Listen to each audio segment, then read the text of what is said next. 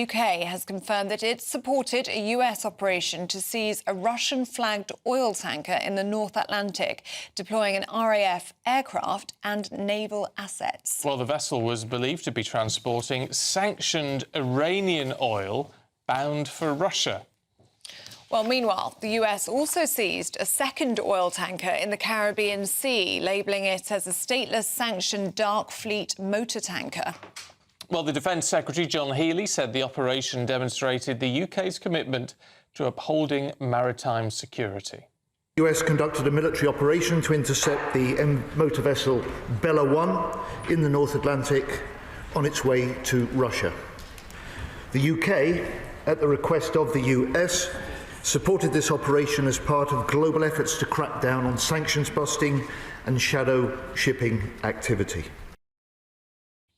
Well, we can speak now to GB News national reporter Charlie Peters. Morning to you, Charlie. We've been talking about this all week, haven't we? Why did the UK decide to help the US capture this Russian tanker? Because this tanker has had nefarious history, hasn't it? That's right, sanctioned since 2024, linked to Hezbollah and Iran. It was going from Iran, launched in August last year, towards Venezuela when it met that US blockade in the southern Caribbean. It was attempted, a boarding was attempted by the US Coast Guard, and then it fled towards the North Atlantic. And what you're seeing on your screens now is the moment, that dramatic moment where it was taken under US seizure yesterday about 11:30 a.m. Now, why did Britain help, Ellie? Well, because the United States needed Britain to help. They needed to use our air bases to launch this operation. And it is part of a wider strategy being adopted by not just NATO countries, of course, but several others concerned about the Russian shadow fleet of oil tankers. Now, this particular vessel is now on its way back towards the United States. The US military left it after a rapid boarding operation, which was conducted by US Navy SEALs with support from the US Coast Guard and indeed the US Navy, US Air Force, Special Operations Forces, and the Royal Air Force, and the Royal Fleet Auxiliary RFA Tide Force in the sea supporting this operation. But I don't think they are done here. The US has seen several other vessels attempt to flee its naval blockade in the southern Caribbean. We saw the first other seizure of a tanker in the south since they launched that dramatic raid in Caracas on Saturday. And I think, Stephen and Ellie, this is part of a wider strategy that the US is going to be deploying now to sustain its efforts in Venezuela. They are very much sending a message to Venezuelan officials or Russian or Chinese or Iranian officials tempted to test them on their Venezuela move. They're telling them, don't bother, we will act again if we have to. And these vessels, the Marinara you're seeing on your screen right now, formerly known as Bella 1 before the Russians tried to take ownership of it, is a very large floating symbol of resistance to US power because it was escaping that blockade and the US essentially just could not have that. It does have that wider strategic element to it, but also on the tactical level, this will hamper Iran, this will hamper Russia. If it cannot control this shadow fleet on the high seas, then it's going to have a lot of problems for them. We did hear from the Russian Ministry of Transport yesterday, the Kremlin putting out a statement saying that this was a violation of international law, saying that this was a Russian flagged ship. But it's important to stress that the Bella 1 became the Marinara, it became a Russian ship during its voyage. Under the UN laws of the sea, if a ship changes its flag, changes the nation it's registered under, it is technically stateless. And that is why I think it's crucial. We heard from the Defence Minister of the United Kingdom, John Healey, yesterday, saying that this was done in compliance, full compliance with international law. This was a stateless ship. There is not going to be much resistance legally to this US mission.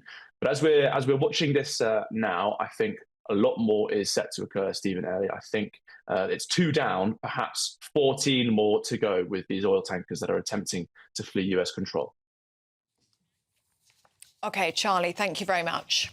This interruption is brought to you by ExpressVPN and their New Year deal. New Year, new VPN, and a huge saving of up to 80% if you act now. You're busy planning how to get in shape, but the hackers are planning how to get into your accounts. ExpressVPN locks down your connection so you can start the year protecting your data. This offer ends on the 7th of January, so scan the QR code or click the link in the description now. Are we now being inexorably sucked into Donald Trump's feud with Venezuela, having abducted President Maduro? We are now getting involved in these so-called ghost oil tankers. Should we be getting involved? I think we should. I think it's more complicated than just Venezuela. We've not actually heard the contents or a statement from the government or the US administration about what is on those particular boats. They were shadowed by submarines and other boats as well. And we're not sure what was on the tanker. What is suggested is that there was military equipment going from kamikaze drones, Shahed rockets, going from Iran to Hezbollah in Venezuela. These couldn't get through the blockade, so did a U-turn. The ship was suddenly flagged as a Russian ship and headed towards Russia through, obviously, waters that are nearby and ones which we monitor. And that led to the seizure. But if there are weapons and if they were going to Moscow, then they were going to end up in Ukraine. So it directly involves us, but we await a statement and clarity on what the contents of that shipping, not just that oil tanker, were. I was going to ask you that, Graham Jones. I mean, do we not have a right to know what was on that ship? To the best of the British authorities' knowledge, I mean, they assume what's on that ship, but can they be absolutely certain what was on it? Well, obviously, we're not privy to intelligence. You're asking an open-ended question. You'd like to think that, that the intelligence was very good and that we acted in good faith.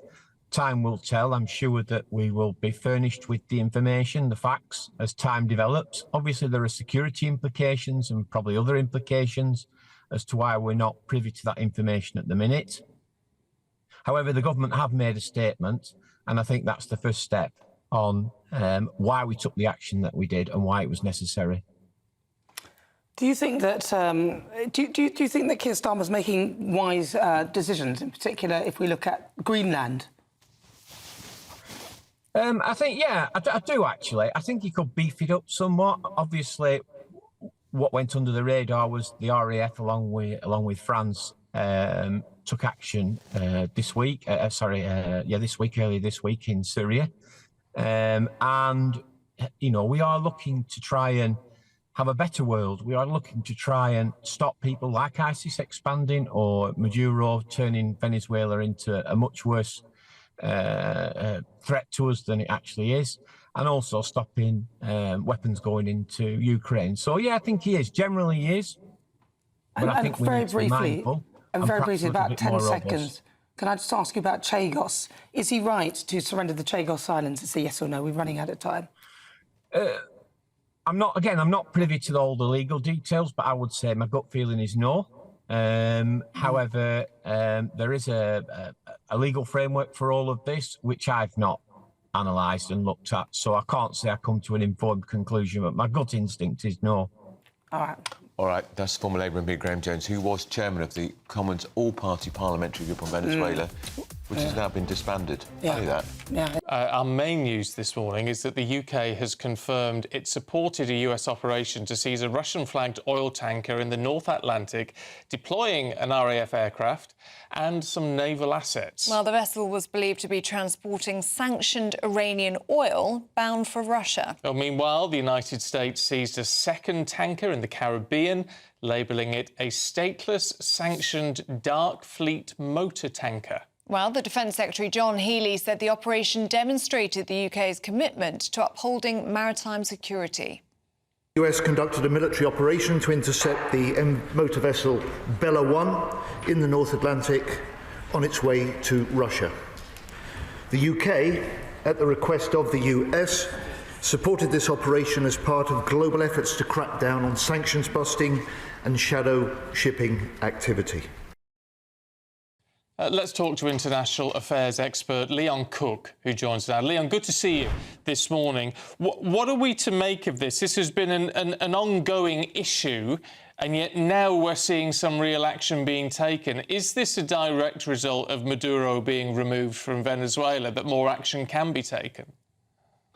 Good morning. I think it's the extension of the next evolution of what happens next. I think that, interestingly, if you marry this up against the conversations about Greenland and what the European Union and the United Kingdom want to see the United States do or not do there, the assistance or the request for assistance came from the United States. Of course, we provided it through RFA Time Force and the Royal RAF surveillance aircraft. But at the end of the day, we have there's been a change in the UK or HMG government policy about the interdiction of shadow fleet, Russian vessels, Iranian oil as well, I might add. So, and even in the last 8 hours, the government has announced or given an announcement to the press that it intends to do more of this. So I think you're going to see more of this over the coming days and weeks. Did you find it interesting that President Trump, speaking after this operation yesterday, said that the US would always support NATO, even if NATO won't be there for us? But as you've just said there, Leon, they requested this assistance from the UK and the UK gave that support. Well, I think there's been a lot of commentary over the last couple of days. We're in a very perilous time. I mean, I don't know if you've been watching the White House social media over the last day or two, but it's quite extraordinary. JD Vance, the vice president, gave an interview yesterday to Fox where he basically said, in our neighborhood, the US calls the shots. This is a continuation of the so-called Don Roe doctrine, self-styled by Trump. Even the State Department is now putting out posts basically saying, and I quote, "American grit, resilience and strength is truly back." So they are obviously exercising and showcasing themselves through pure brute force. And there might be an element which is part of a broader strategy in terms of American foreign policy. It might be a bleed into Ukraine, basically saying to Putin, you know, watch out, one way or another, we are actually ramping up our efforts. But where this leaves NATO and the alliance, I mean, Mark Rutte has not actually said anything in about 2 weeks. That's from the Secretary General. That's pretty extraordinary. Yeah. Can I also ask, because I mean, it is a show of brute force, but the issue that the rest of the world, and particularly countries like China and Russia, are going to have a problem with is that it appears to be working. I mean, you only have to look at the person sort of currently in charge of Venezuela, the Vice President Rodriguez, who seems to be, you get the impression that she's sort of being willingly compliant to what Trump wants.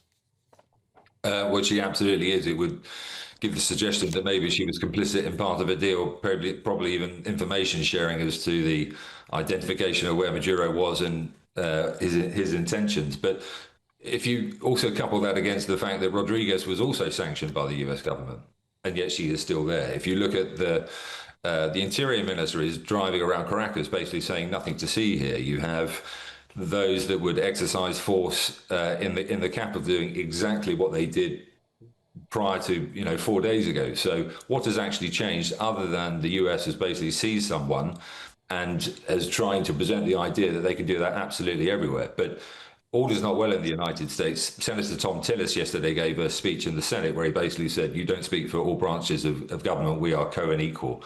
Now, that may not necessarily be true, but there is what the White House is doing, what the administration is doing, and there is a visceral backlash against that from other elements of the three co-executive elements of power.